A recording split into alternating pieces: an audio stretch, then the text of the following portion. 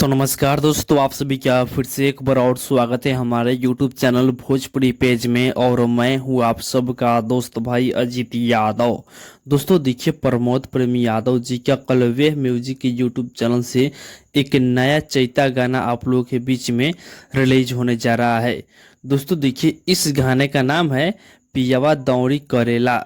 दोस्तों बता दें कि इस गाने को रवि यादव जी लिखे हुए हैं, जो कि इस गाने को प्रमोद प्रेमी यादव जी सिंगल ही अपने आवाज में इस गाने को गाए हुए हैं।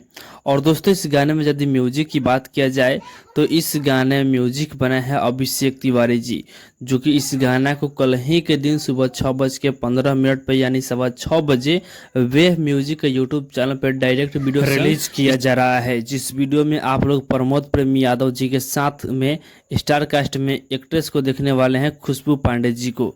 तो आप लोग कल सुबह तैयार रहिए इस गाने को सुनने के लिए। तो बाकी दोस्तों फिलहाल का ही अपडेट है, आप लोग इस गाने को सुनने के लिए कितने ज़्यादा बेकरार है कमेंट बॉक्स में बताइएगा।